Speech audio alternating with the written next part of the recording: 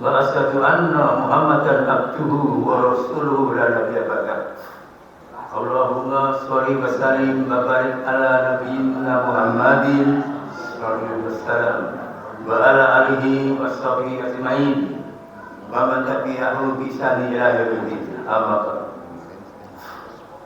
Ayat ibadallah usikum wa nafsi bittaqwa wa ta'ala lakum tuflihun.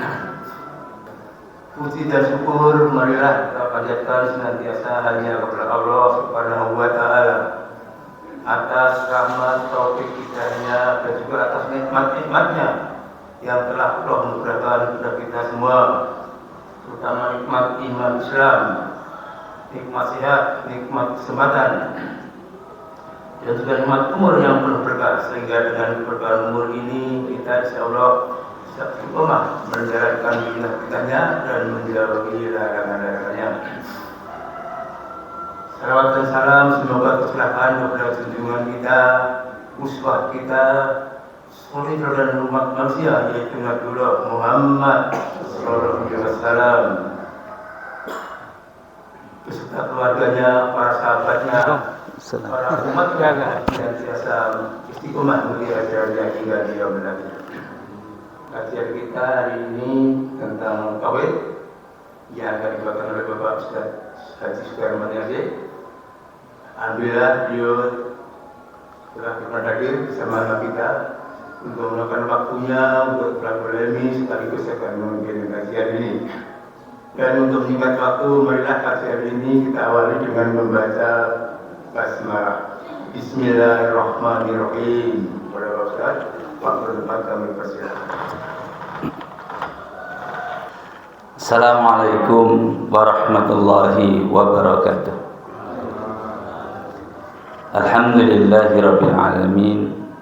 Nahmaduhu wa nasta'inuhu wa nastaghfiruh. Wa na'udzu billahi min shururi anfusina wa min sayyiati a'malina. May yahdihillahu fala mudilla lahu wa may yudlil fala hadiya lahu. Asyhadu an la ilaha illallah wahdahu la syarika lah wa asyhadu anna Muhammadan abduhu wa rasuluhu la nabiyya ba'da.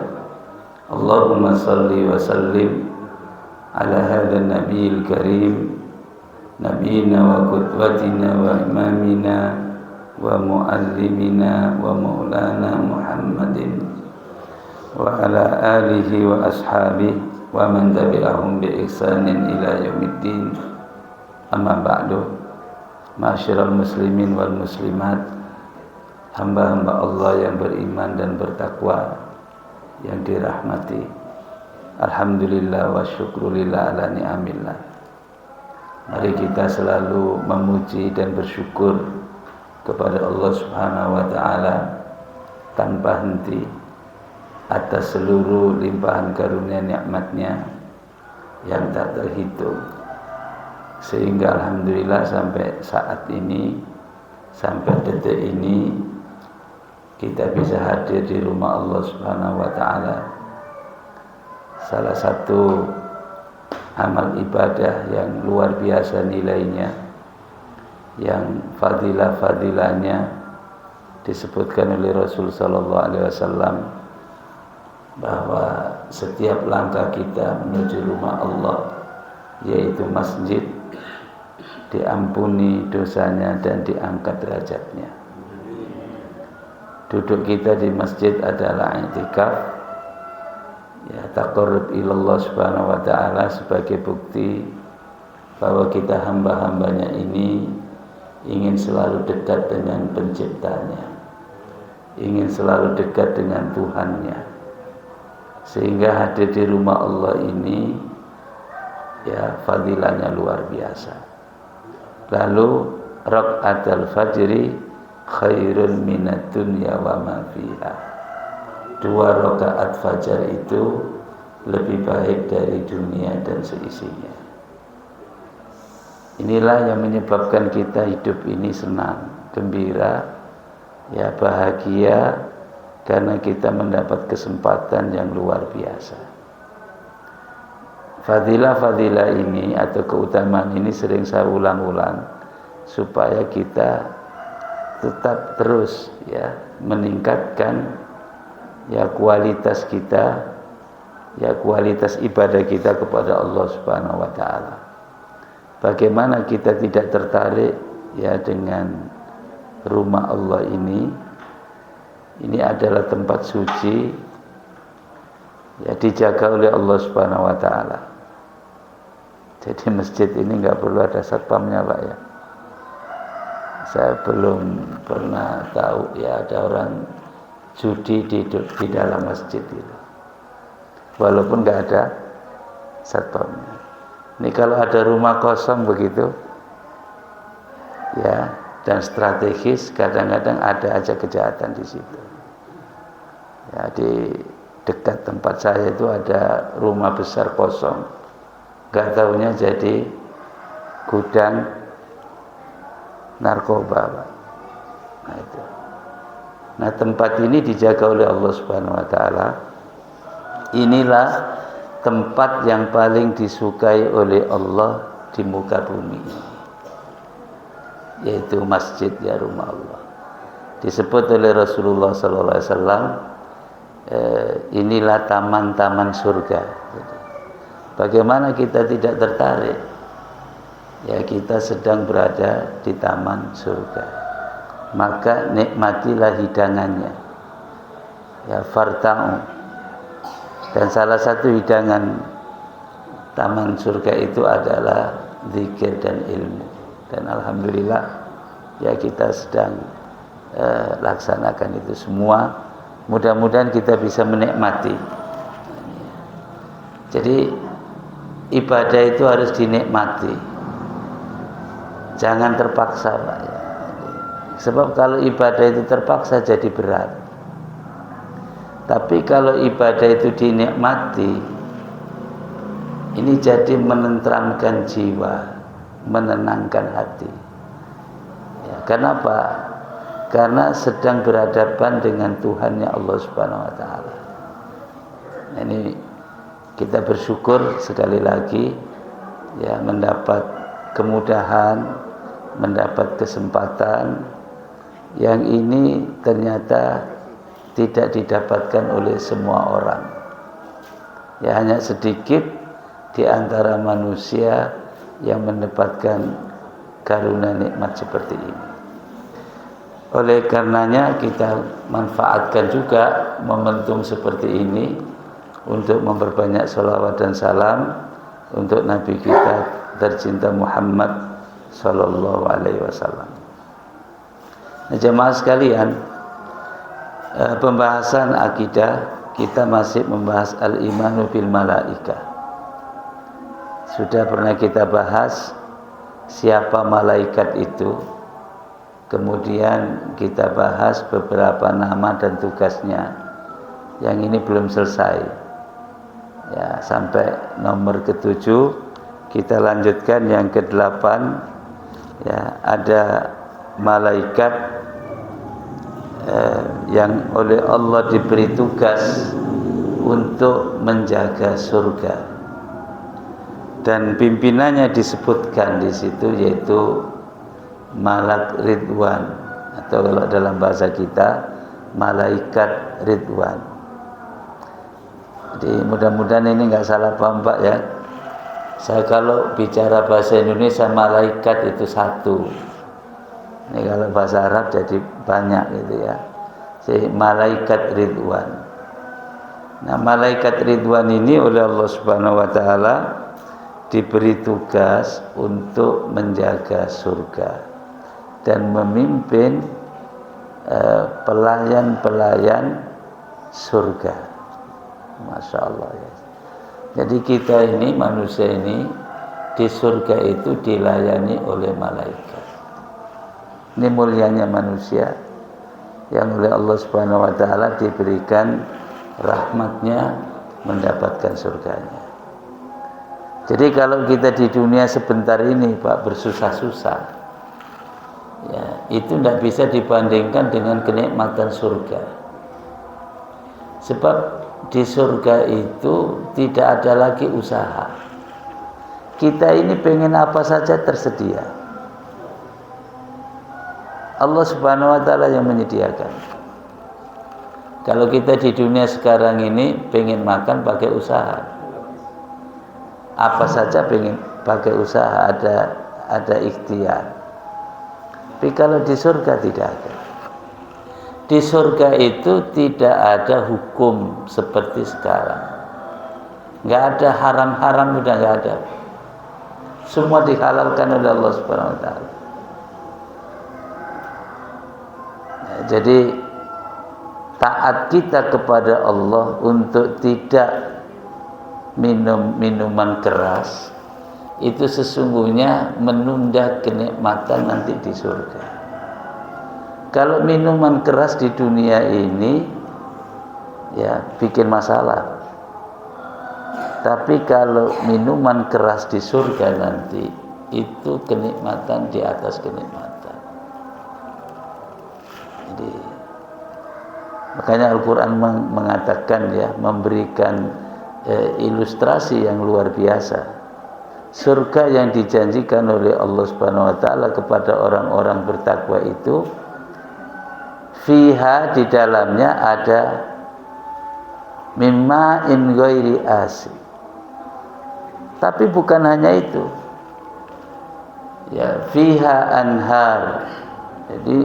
Jadi minumannya itu bukan segelas dua gelas gitu, Pak. Tapi sungai. Gimana ya? Minum ya yang melimpah seperti itu tidak pernah habis ya. Di dalamnya ada min labanin lam yataghayyar ta'mu. Ada susu yang rasanya nggak pernah berubah. Ini kalau susu di dunia ini, Pak, ya mau di kulkas mau di apa, lama-lama berubah rasanya. Jadi di sana nggak berubah rasanya. Ya. Tapi ada min khamril ladzati lisyaribin. Ada juga khamr, minuman keras yang nikmat sekali rasanya bagi yang minum. Tapi itu nanti di surga nggak ada lagi apa namanya hukum haram. Tapi juga min asalin musaffa, ada madu yang murni. Sekarang ini kalau kita beli madu banyak yang enggak murni. Madunya yang murni, nggak bisa dibayangkan di dunia ini.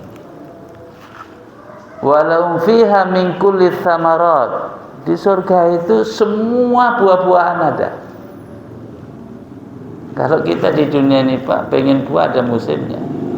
Sana nggak ada musimnya. Kita masih beli kan, Pak, pengen jeruk beli jeruk, pengen durian beli durian. Di sana nggak perlu beli, Pak. Siapa yang nggak tertarik? Nggak perlu beli, disediakan. Nggak perlu beli. Nah, jadi surga ini dijanjikan oleh Allah Subhanahu wa taala kepada orang-orang bertakwa. Mudah-mudahan kita digolongkan oleh Allah Subhanahu wa taala sebagai hamba-hambanya yang bertakwa. Nah, di surga yang seperti itu ini ada penjaganya. Itu malaikat Ridwan. Malaikat Ridwan ini punya pasukan jagain kita di surga dan melayani kita di surga. Gimana Pak rasanya dilayani oleh malaikat itu? Karena nggak pernah maksiat Pak, malaikat itu selalu menyenangkan. Kita di dunia ini sering dilayani Pak, tapi kadang-kadang jagalin juga kan? Iya kan? Ya, di dunia itu begitu. Di surga dilayani. Maka Allah Subhanahu wa taala berfirman, wasiqal ladzina taqaw rabbahum ilal jannati zumara. Dan orang-orang yang bertakwa kepada Tuhannya itu digiring, ya, wasiqa, ya, dibawa, ya, digiring, ya, rombongan besar gitu ya. Kemana? Ilal jannati, ke surga. Nah, mudah-mudahan kita ini nanti masuk rombongan itu, ya. rombongan ya, orang-orang bertakwa ini rame-rame menuju surga.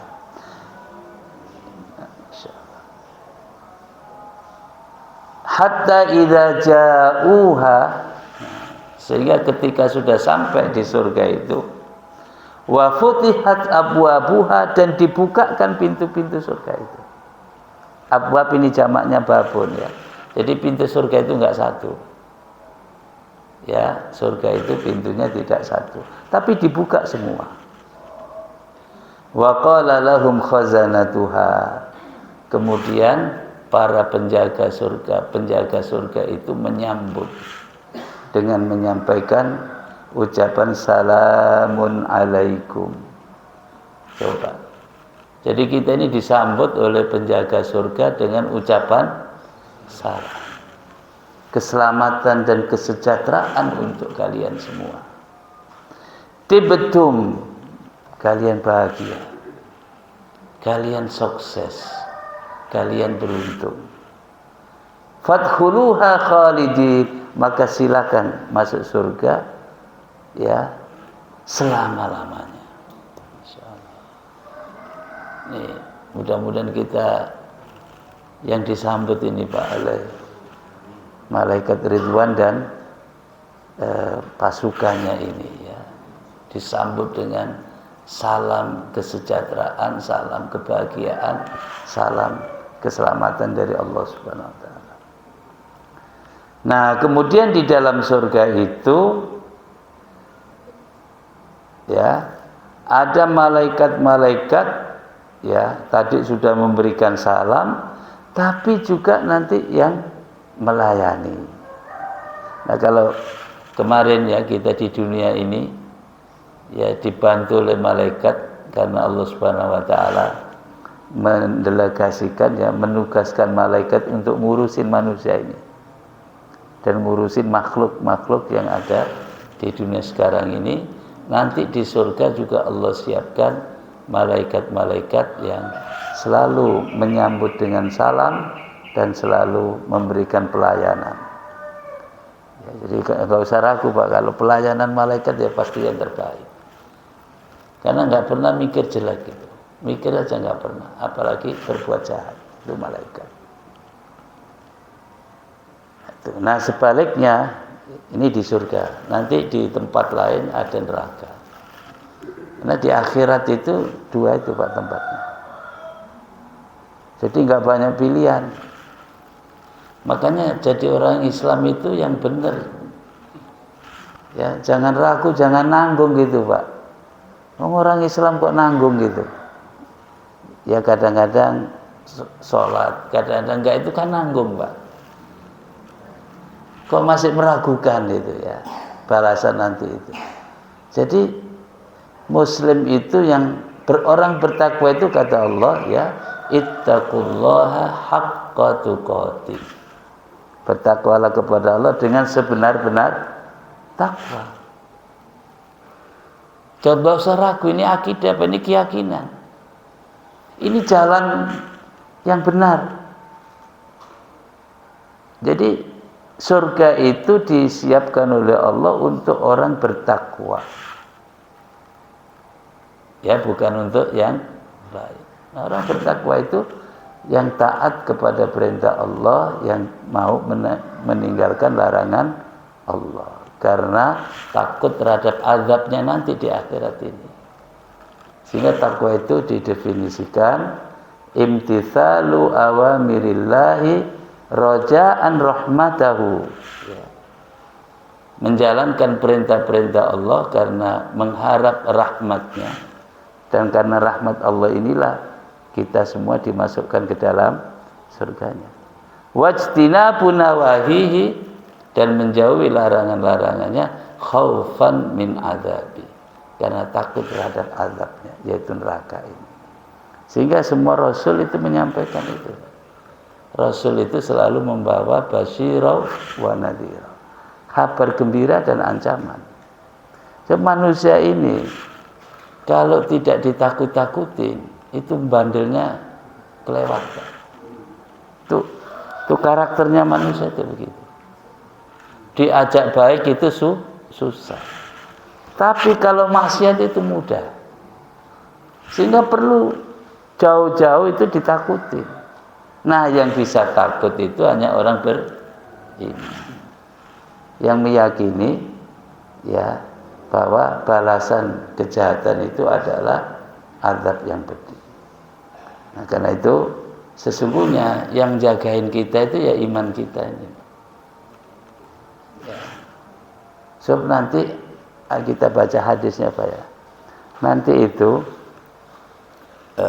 hadis ini menjelaskan dalam diri kita ini ada dua kekuatan yang itu selalu tarik menarik dan itu tidak pernah henti.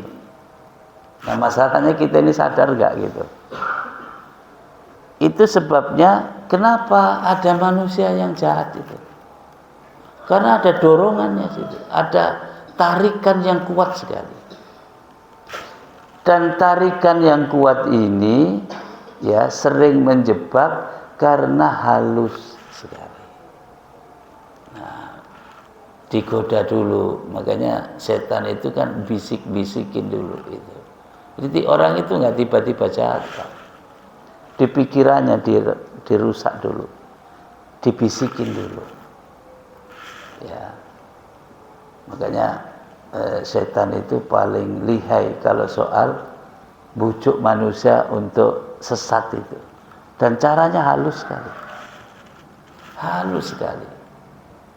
Ini ada orangnya sudah ibadahnya masya Allah, tapi dia lupa bahwa setan masuk di situ. Ikhlasnya kurang, nah, itu kan jadi rusak. Jadi, cara ngerusaknya itu gampang. Setan ini. Orang diberi karunia kebaikan luar biasa, tapi setan masuk di situ, ngikutin gitu, jadi sombong. Sombong ini kejahatannya luar biasa. Kamu nggak masuk surga Pak orang-orang yang sombong itu. La yadkhulul jannata man kana fi qalbi habbatun min kibr. Siapa orang yang bisa sombong itu?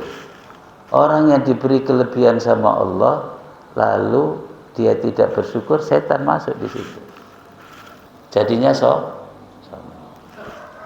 Biasanya orang sombong itu yang diuji dengan harta. Ya, contohnya Qarun. Itu udah ada Al-Qur'an itu udah ngasih penjelasan semua. Iya. Jadi ada sebab di situ kayak Qarun. Ada yang kekuasaan kayak Fir'aun. Sampai ngaku Tuhan, Pak. Itu Fir'aun itu karena diberi kekuasaan. Jadi ana rabbukumul a'la, kata Fir'aun begitu. Aku ini Tuhanmu yang tinggi, yang maha kuasa. Itu problem karena setan masuk di situ. Jadi setan ini lihai, Pak. Jadi orang itu diganggu ya dari sisi yang lemah dia. Ini sisi apa lemahnya nih? Dia masuk situ. Dan itu tahu setan itu. Ada orang itu yang lemahnya itu jabatan, Pak. Jadi udah gila jabatan. Nah namanya gila kan mesti nggak benar. Karena memang lemahnya di situ. Wah, setan gampang lagi masuk situ. Hanya kedukun gitu tuh. Tepuk tangan setannya itu. Oh jadi lurah aja kok kedukun, kata setan. Imanmu ini lemah banget ya, gitu. Seneng banget setan itu. Ya jadi lurah tapi sirik. Ya itu kan kalah dia sendiri. Ada yang lemahnya itu di harta, Pak. Namanya gila. Jadi apapun yang penting dapat gitu. Masuk setan di situ. Tambah diuluh-uluh situ, gampang. Nipu gampang. Ya kan, korupsi gampang. Itu setan, Pak itu. Ya, gampang semua dibuka sama setan itu. Lemahnya di situ. Ada yang titik lemahnya di bagi bapak-bapak ini perempuan. Setan masuk situ. Ya. Jadi kalau lihat perempuan itu udah Pak, udah nggak kedip aja ini. Kalau udah nggak kedip-kedip itu ya, atau kedipnya keseringan gitu, oh setan masuk situ. Makanya kata Rasulullah, kalau kamu lihat perempuan tertarik, cepat pulang Pak. Jangan nggak pulang. Kalau nggak pulang repot urusan. Karena setannya itu banyak cara di situ. Nah kalau berani pulang itu aman gitu. Jadi ada cara menghadapi setan itu. Rasulullah SAW kasih itu tip-tipnya itu supaya setan ini nggak lanjut gitu. Ada yang titik lemahnya ini nggak, ini halusnya setan itu Pak ya. Nyombongin amal soleh. Amal soleh kan bagus Pak. Bangga-banggain amal soleh. Nanti sum'ah masuk di situ. Jadi amalnya udah dikerjakan Pak, udah selesai. Udah bagus, niatnya udah bagus, pelaksanaannya bagus. Tapi setan nggak putus asa. Itu digodain lagi mana supaya pahalanya rusak nih. Akhirnya syahwatul lisan masuk di situ, cerita-cerita ke orang supaya dipuji. Pagi-pagi ngapain kamu lemes gini? Masya Allah, tadi malam saya itu sholat qiyamul lail itu, tahu nggak surat Al-Baqarah yang saya baca. Tapi di hatinya setan masuk di situ. Wah, ente hebat nih. Ya, qiyamul lailnya baca rusak Pak. Halus kan? Amal sudah selesai, setan masih ya berhenti. Nah ini pentingnya kita itu dekat dengan malaikat Pak. Karena yang mengcounter ini nanti kekuatan malaikat. Nah kita dibantu di situ. Makanya harus dekat dengan malaikat. Baik, nanti kita baca hadisnya ya seputar itu. Nah kemudian ya kalau tadi malaikat Ridwan yang jaga, neraka ini juga ada penjaganya. Ya, malaikat Malik. Ini ada pasukannya juga jagain gitu. Nanti penghuni neraka itu teriak-teriak ke penjaga ini. Wanadu ya Malik. Mereka teriak, wahai Malik, ini penjaga neraka. Liyaqdi alaina Rabbuk. Ini kenapa kami ini nggak dimatikan saja sama Tuhan? Jadi penghuni neraka itu teriak-teriak, udah mati aja. Pengen mati. Pengen mati. Qala, tapi dijawab oleh penjaga neraka, innakum makithun. Oh, nggak bisa. Kamu itu selamanya di situ. Jadi nawar nih ke penjaga. Ya biasa kan Pak itu, ngelobi itu biasa. Ya penghuni neraka ini ngelobi juga. Daripada begini udah saya mati aja kami ini gitu. Tapi dijawab oleh Malik, ya, innakum makithun. Enggak, kamu akan nempatin itu selama. Kamu enggak mati-mati di situ. Nah, maka di ayat yang lain jangankan mati, Pak. Supaya merasakan siksa itu ada salah satu itu, ini kulitnya ini Pak, kalau ngelupas diganti. Kulit ini kena panas kan pasti melepuh. Ya, melepuh. Nadijat juluduhum. Ya kulit-kulitnya ini melepuh. Tapi apa? Azab Allah. Badalna juludan ghairahu. Diganti lagi kulitnya. Supaya apa? Ngerasakan sakitnya itu. Nah ternyata luka itu Pak, sakitnya itu antara daging dan kulit itu Pak yang paling sakit. Ya. Ini bahan bakarnya batu. Ya. Ini sering dibaca oleh imam kita kan. Ini salat subuh ya. Wa quduhan nasu wal hijar. Ini bahan bakarnya itu batu dan manusia. Ini ada penjelasannya Pak. Batu itu bisa nyerap panas lebih besar daripada besi. Besi itu kan keras. Tapi kalau dia dipanaskan sekian derajat itu meleleh. Besi itu bisa meleleh Pak karena dipanaskan. Nah karena saya ini waktu mondok itu nyambi pandai besi, itu paham betul Pak gitu. Jadi besi yang keras itu bagi pandai besi itu kayak tanah liat Pak. Dibentuk apa aja mau, dipanasin dulu. Ya. Jadi besi yang keras itu masih bisa meleleh, tapi batu hitam itu Pak dipanasin dia nggak meleleh. Tapi dia nyimpen panas yang luar biasa. Lah itu bahan bakarnya. Makanya bahan bakarnya bukan besi karena meleleh habis Pak. Batu bahan bakarnya yang tidak bisa meleleh. Terus dengan manusia kita ini yang lemah ini Pak, yang fisik kita lembek ini, mau kena setrika aja, gitu. Apalagi campur dengan batu yang sudah dipanaskan, Allahu a'lam berapa derajat nanti itu. Yang jelas bukan api di dunia ini.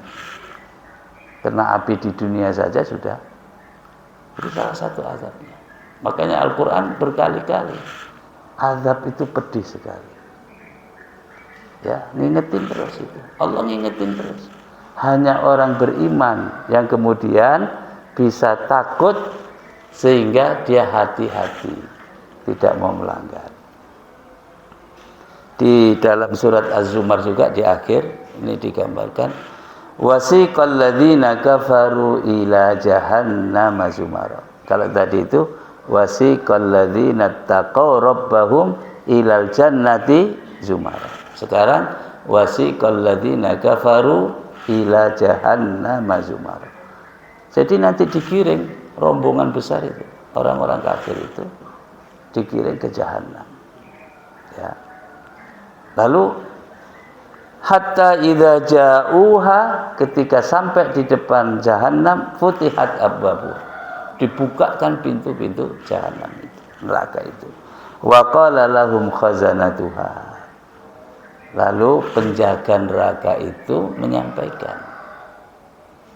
Kalau tadi penjaga surga langsung menyambut dengan salam, tapi ini menyampaikan, ya, alam ya'tikum rusulun minkum yatluna alaikum ayati rabbikum. Belumkah dulu sampai kepada kalian ya rasul-rasul yang diutus oleh Allah dari kalangan kalian sendiri manusia. Rasul itu bukan jin, bukan malaikat, tapi manusia. Alam ya'tikum rusulun minkum, ya dari kalian juga. Yatluna alaikum ayati rabbikum, yang mereka membacakan ayat-ayat Tuhan ya kepadamu. Wa yundzirunakum liqa'a yaumikum hadza, dan yang telah memberi peringatan, yang selalu memberi peringatan akan pertemuan sekarang ini. Itu di neraka Pak disampaikan. Kata penjaga neraka, dulu sudah diutus Rasul, sudah membacakan ayat dan sudah ngingetin akan pertemuan hari ini di akhirat ini. Lalu kalau penduduk neraka itu menjawab, ya bala, benar. Wahai penjaga neraka, benar. Sudah datang kepada kami utusan-utusan, rasul-rasul. Walakin haqqat kalimatul adzabi alal kafirin. Disayang ya, pengakuan itu terlambat. Ya, azab sudah divonis, sudah ditetapkan oleh Allah, baru mereka mengakui. Terlambat, nggak ada gunanya Pak semua itu. Pengakuan orang-orang kafir, ya ketika ditanya penghuni, ditanya oleh penjaga neraka, itu tidak ada gunanya. Karena sudah tidak ada kesempatan lagi, sudah selesai. Dulu di dunia kalian kenapa tidak menjawab itu? Ya. Nah kita sekarang ini sudah termasuk kategori yang Rasul sampai ke kita. Ayat-ayat Allah sampai ke kita. sehingga kita harus mempertanggungjawabkan nanti di akhirat. Kalau kita nggak ngikut Rasulullah, nanti ditanya kenapa nggak ikut, kan sudah sampai, ayat-ayat sudah dibaca, kenapa kalian nggak ikut? Nah, rasakan kalau kalian nggak ikut azabnya hari ini. Nah, inilah pentingnya akidah, Pak. Ini pentingnya keimanan. Ya, malaikat penjaga neraka ini nggak bisa kita temui sekarang, Pak. Dan nanti nggak bisa di lobi-lobi, nggak bisa. Udah nggak bisa lagi. Ya, jadi sudah selesai. Ya, keputusan Allah sudah ditetapkan. Ya, akhirnya pengakuan itu tidak ada gunanya, tetap masuk neraka. Nanti ada penjaga-penjaga penduduk neraka itu di dalam ayat lain, Pak, ya. Itu pengennya keluar. Jadi penduduk neraka itu semuanya pengen keluar, Pak, dari neraka. Tapi ketika mau keluar, kullama aradu ayakhruju minha u'idu fiha, dibalikkan lagi. Pengen keluar tapi nggak bisa, dibalikkan lagi.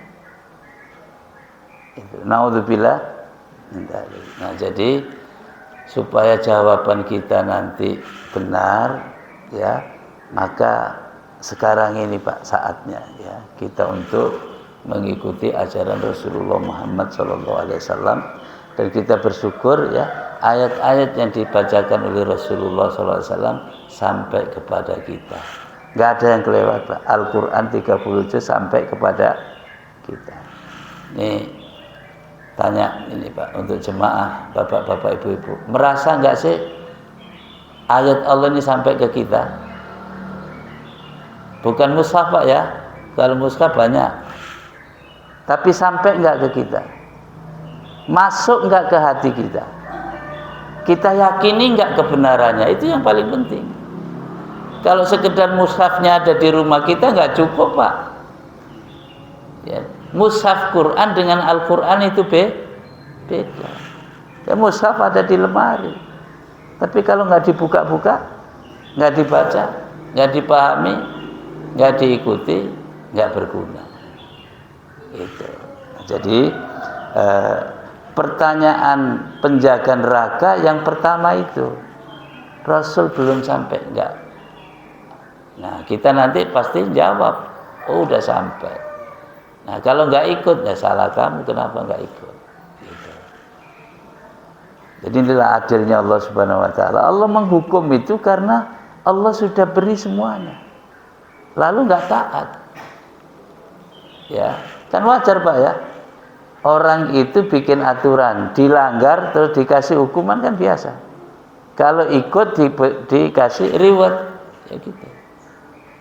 Ini Bapak kerja di perusahaan, Bapak ngikutin aturan dikasih gaji, kan? Kasih gaji. Tapi kalau nggak masuk, nggak ngikutin, dimarahin, kan, Pak? SP1 keluar, itu kan? SP2 keluar, dikeluarin, Pak. Itu gambaran di dunia aja begitu. Jadi semua ada konsekuensi, ya. Perbuatan kita ini ada konsekuensinya. Nah, itu di neraka. Baik. Nah, ada malaikat. Nah, ini yang tadi saya cerita di depan. Malaikat yang tugasnya itu menggerakkan hati manusia, ya, untuk berbuat kebaikan. Jadi kenapa tiba-tiba ada orang itu bisa baik? Itu bukan tidak ada proses, Pak. Itu ada dorongan dalam dirinya. Lalu kenapa orang bisa istighfar? Orang bisa bertaubat. Orang bisa memperbaiki. Ya, orang bisa nyesali kesalahannya. Ada orang yang punya tekad ingin selalu lebih baik. Kenapa ada fenomena itu? Itu salah satunya karena ada dorongan dari malaikat. Ya. Seperti juga nanti ada dorongan dari syaitan. Sehingga warnanya dunia ini ya ada orang baik, ada orang jahat. Nah, itu hasil tarik-menarik antara syaitan dan malaikat ini. Jadi kalau saya gambarkan gitu, malaikat itu selalu baik. Jadi sisi kanan Pak, malaikat. Setan itu kiri, nggak pernah kanan, kiri aja. Nah manusia itu di tengah-tengah itu. Bisa ke kanan ikut malaikat, bisa ke kiri ikut setan. Nah kita ini dikeroyok tiap hari oleh dua kekuatan ini. Nah ketika kekuatan malaikat ini lemah, imannya turun, ya lemah, maka peluang setan untuk menarik kita lebih besar. Makanya sehari-hari kita ini Pak, kan 24 jam.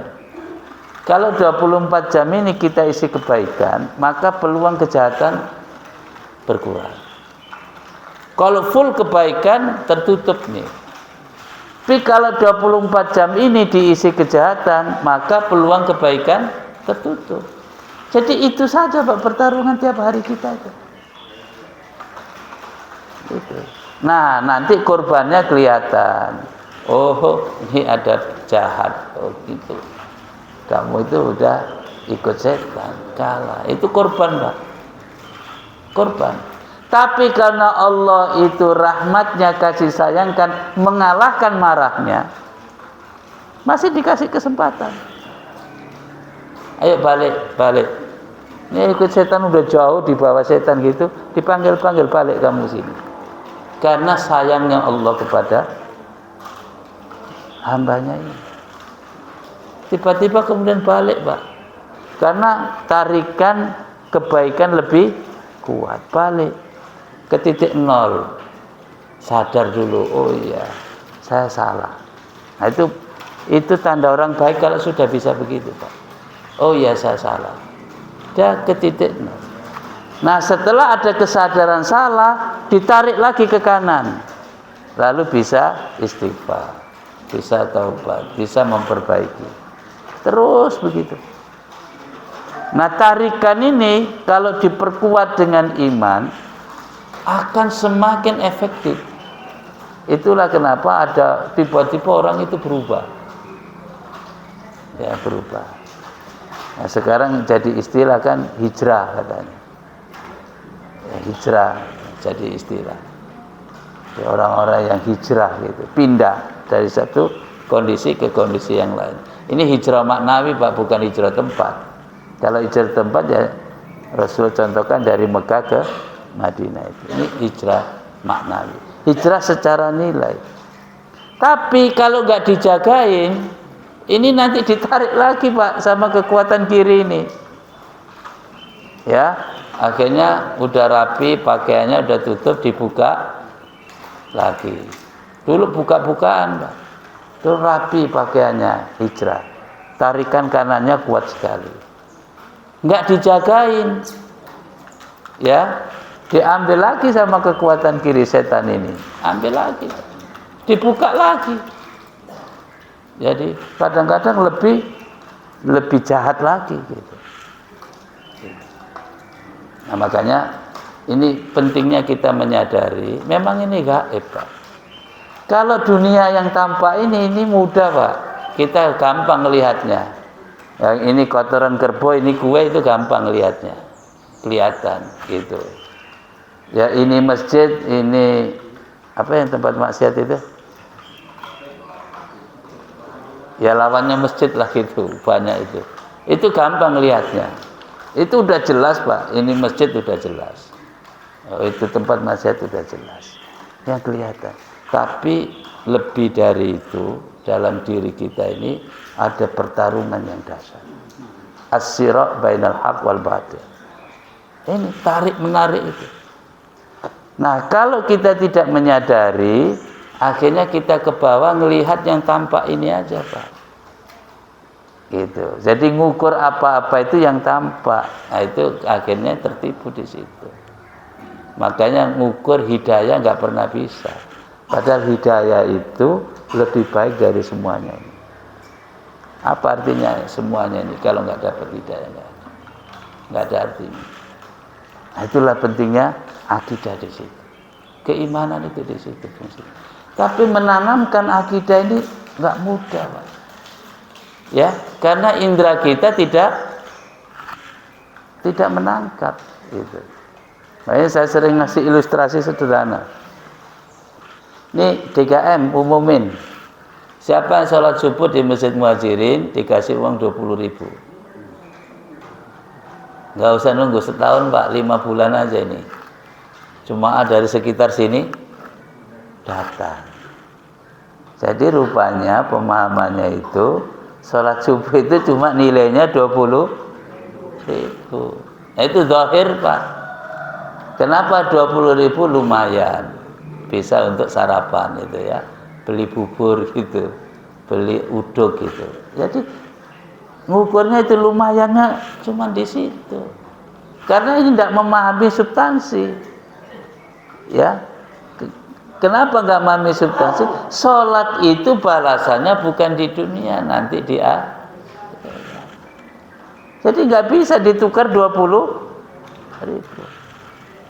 Makanya dulu ada kan rame itu kan, dikasih reward yang rajin sholat jamaah dapat mobil. Ya nggak bisa Pak, mau sholat kok diukur dengan mobil, nggak bisa. Ntar kalau nggak dikasih mobil nggak jamaah lagi, nggak bisa. Itu. Jadi ini saya bacakan hadisnya sebagai penutup ya, ini menguatkan ya, supaya kita ada kesadaran bahwa dalam diri kita ini ada tarik menarik yang luar biasa. Nah, makanya jaganya ya salah satu kita baca-baca gini Pak. Kita cari ilmu gini supaya ada tambahan kekuatan. Ya, imannya tambah kuat, tarikan positifnya tambah kuat. Sehingga tarikan negatifnya melemah. Makanya manusia itu harus diingetin. Ya. Kalau nggak diingetin kan suka lupa, suka lalai. Nah, makanya dalam Islam itu harus dihidupkan tawasobil haq wa tawasobil sabr wa tawasobil marhamah. Nasihat menasihati tentang kebenaran, nasihat menasihati dengan kesabaran, dan nasihat menasihati dengan penuh kasih sayang. Ya, tawasobil. Saya bacakan hadisnya. Inna lisyaitani limmatan bibni adama walil malaikati limmatan fa amma limmatus syaitani fa ib'atun bisyarri wa takdzibun bil haqqi wa imma limmatul malaki fa ib'atun bil khairi wa tasdiqun bil haqqi. Nah, ini ya. Di syaitan itu dapat menggerakkan hati anak Adam. Ya, anak Adam ini ya kita ini manusia. Demikian pula malaikat dapat menggerakkan hati anak Adam. Bisikan syaitan berupa godaan untuk melakukan kejahatan dan mendustakan kebenaran. Jadi bukan saja orang itu jahat secara perbuatan, tapi mengingkari kebenaran itu juga perangkapnya setan. Gitu. Jadi ngajaknya itu begitu. Tarikan setan itu ya, bagaimana orang ini bisa berbuat jahat dan bagaimana mendustakan kebenaran, tidak mengakui kebenaran. Nah, sehingga ya dalam banyak peristiwa kehidupan ini ya, kita akan sering saksikan itu ya, sering saksikan ada pembunuhan. Kok tiba-tiba orang bisa membunuh? Tapi juga ada orang yang kufur, ingkar. Kok kebenaran nggak bisa diterima? Itu karena dia sudah ketarik ke kiri tadi itu. Ya, sudah. Tidak ada yang kebenaran sudah nyata masih diingkari. Masih diingkari. Misalnya apa? Kebenaran Al-Quran itu kan nyata. Buktinya banyak. Tapi masih ada juga yang mengingkari. Karena tarikan kiri tadi itu kuat sekali.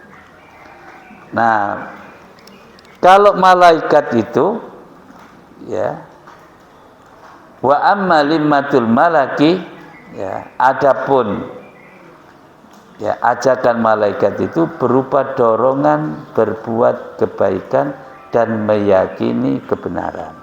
Gitu. Jadi bukan saja berbuat baik, tapi juga meyakini kebenaran. Nah, ini menjadi dasar kita untuk selalu sadar diri bahwa kita ini selalu diganggu. Jadi ada gangguan, itu selalu ada. Mari kita selalu mohon perlindungan kepada Allah. A'udzubillahi minasyaitonir rajim. Kenapa mohon perlindungan? Karena kalau nggak dibantu Allah, kalah Pak kita ini sama setan.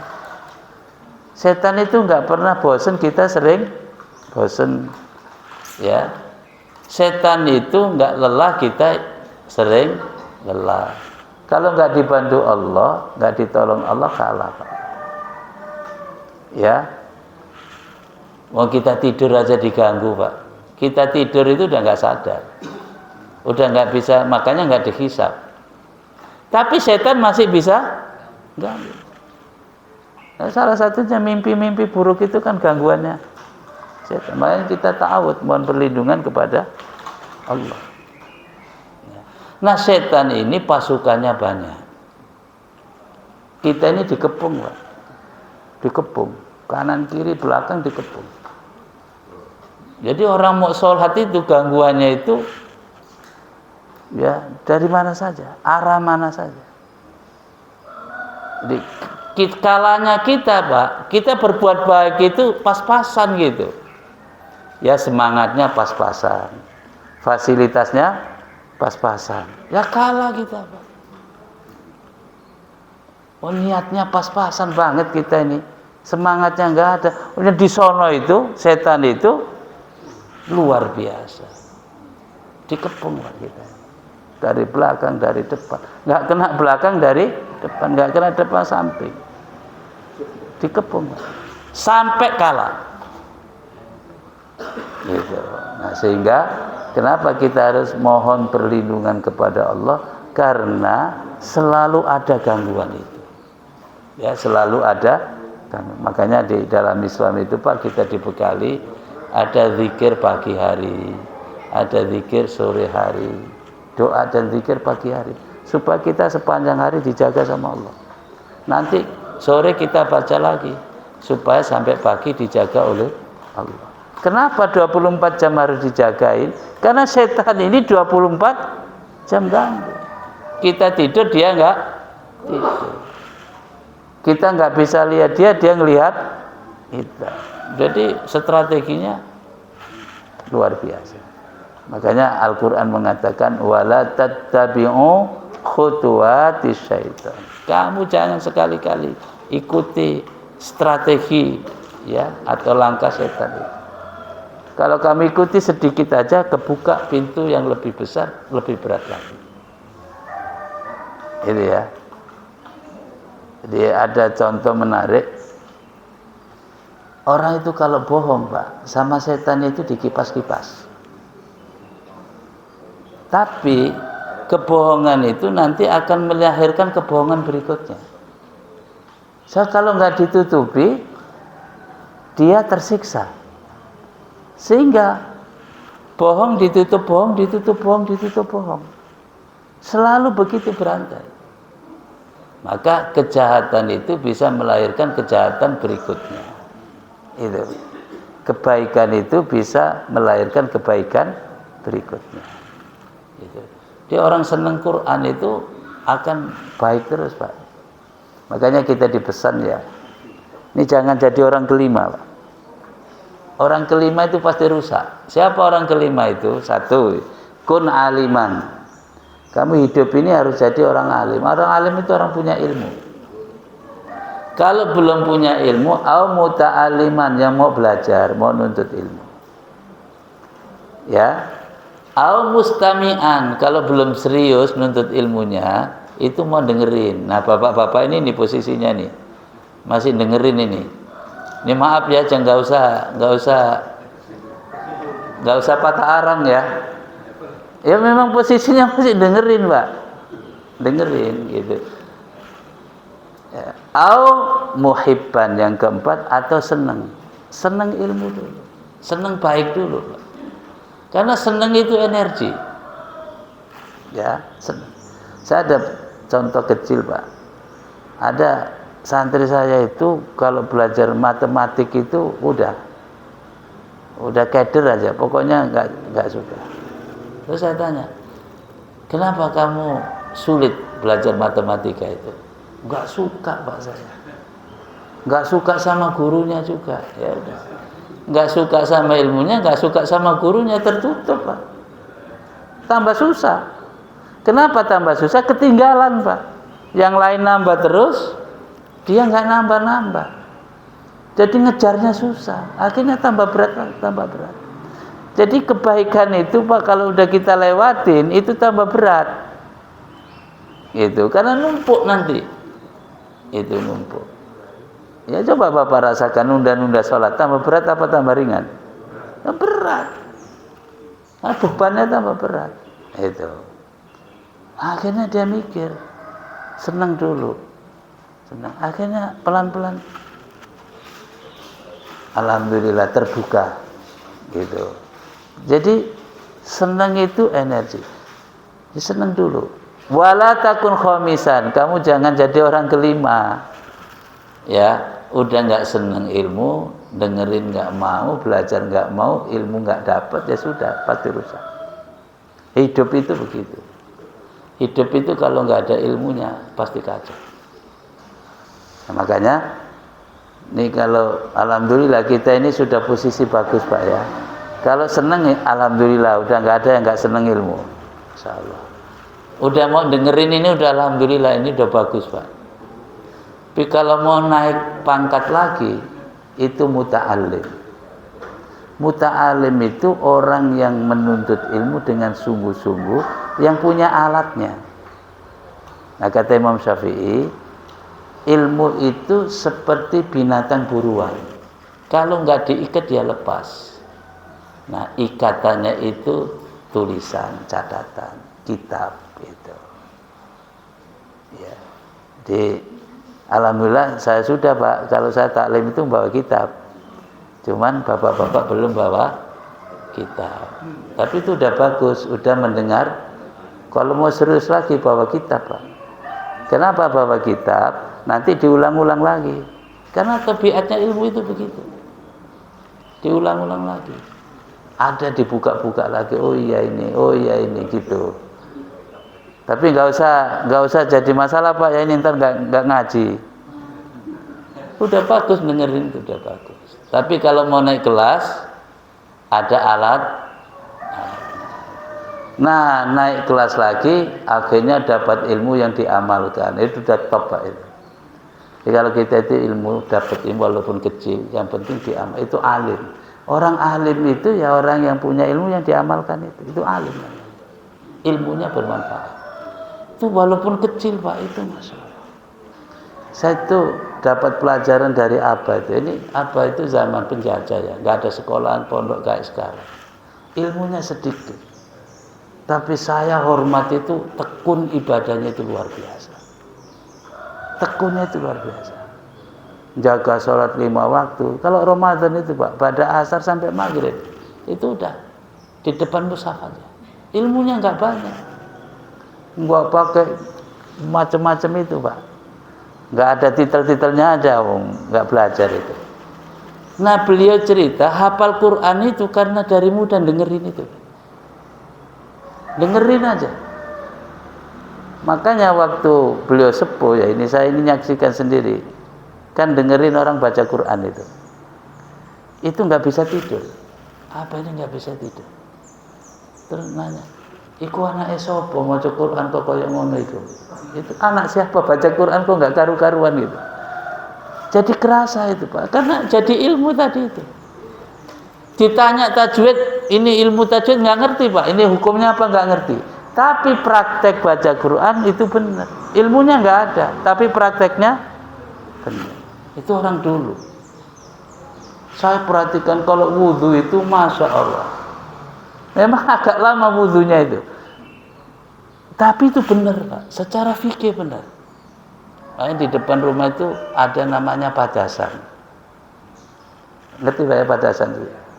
Padasan itu gentong, diisi air, kalau sekarang keran itu ya, ada dilobangi. Wudu apa itu, kalau nggak di padasan nggak mau. Nggak mau. Hati-hatinya itu begitu. Karena pengen airnya itu betul-betul bersih gitu. Jadi prakteknya itu luar biasa. Ya.